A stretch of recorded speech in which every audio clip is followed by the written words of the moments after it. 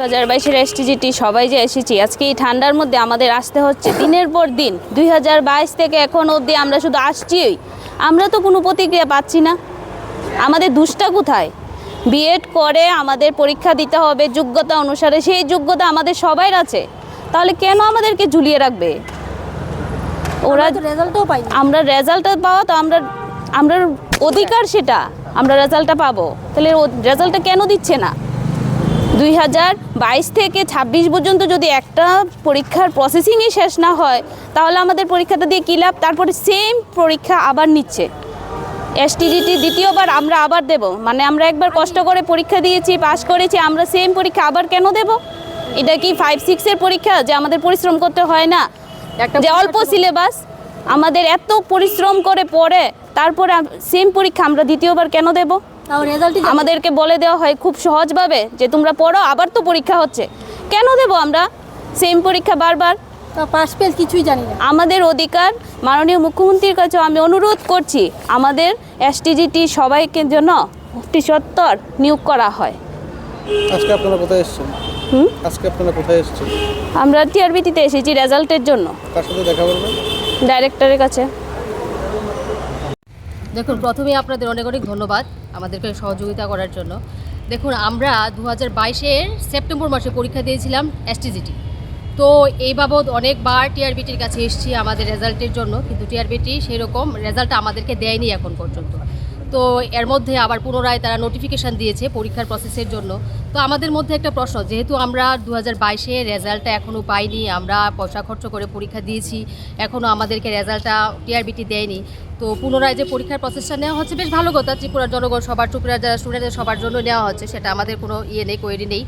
তো এখন আমাদের মেইন দাবিটা হলো, আমরা আজকে 2022-এ পরীক্ষা দিয়ে আজকে 2026-এর জানুয়ারি মাস চলছে, তো এতদিন ধরে কিসের জন্য আমাদেরকে অপেক্ষা করিয়ে রেখেছে টিআরবিটি? আমাদেরকে কেন রেজাল্টটা দেওয়া হচ্ছে না?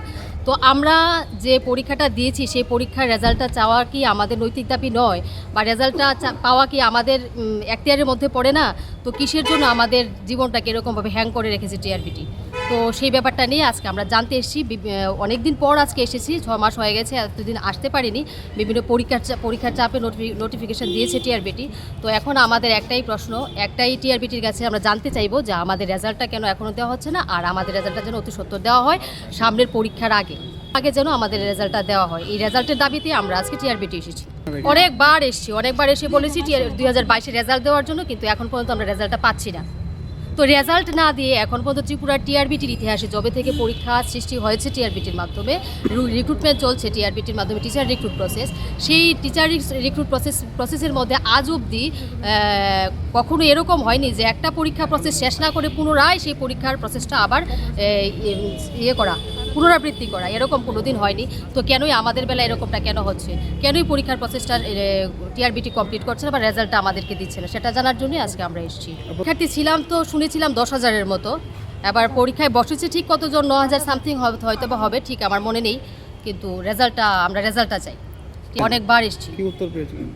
উত্তর পেয়েছি বলতে ওনারা বলছে দেখছি আমরা কি করা যায়, আমরা ওখানে কথা বলবো, আমরা দপ্তরে কথা বলছি, দেখা যাক কি হয়, এরকম বলে আমাদেরকে অনেকবার বলেছে। কিন্তু আমরা তো দিনের পর দিন এসছি, আসলে সেরকম কোনো সদুত্তর তার কাছ থেকে পাইনি। আমরা রেজাল্ট চাই, এটাই আমরা আজকে ডিরেক্টর স্যার কাছ থেকে জানতে এসেছি।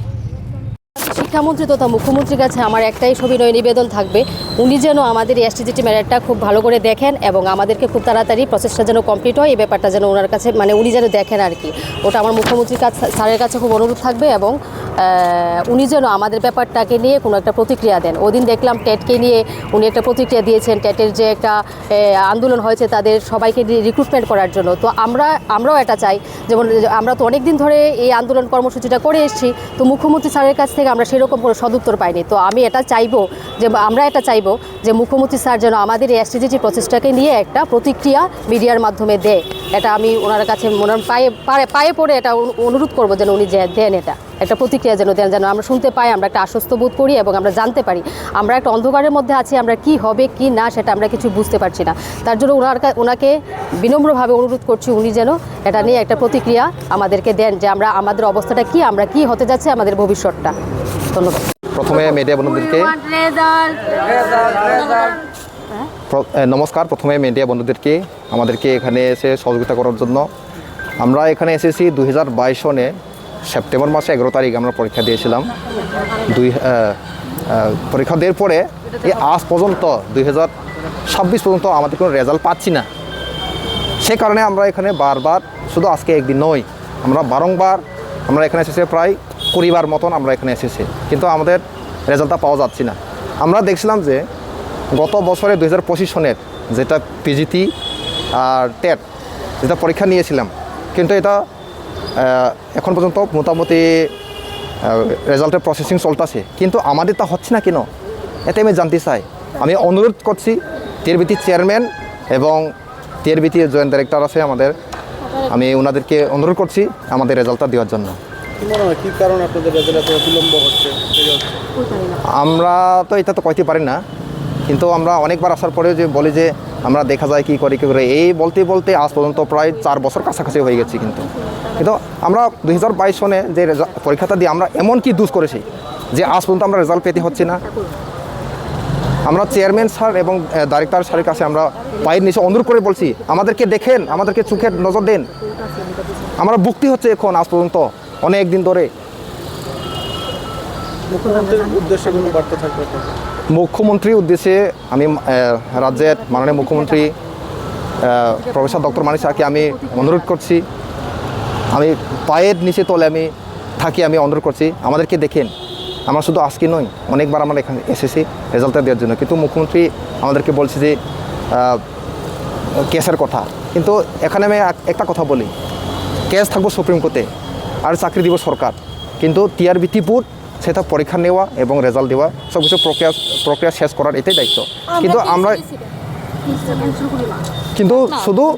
শুধু আমাদের এখানে যেটা টিআরবিটি আসলে টিআরবিটি যেভাবে হোক আমাদের রেজাল্ট চাই। টিআরবিটির দায়িত্ব হচ্ছে রেজাল্ট দেওয়া, পরীক্ষা নেই, তাই কিন্তু রেজাল্ট আমরা এখনো পাচ্ছি না। আপনারা কি কোনো রকম কেসে গিয়েছেন? না না।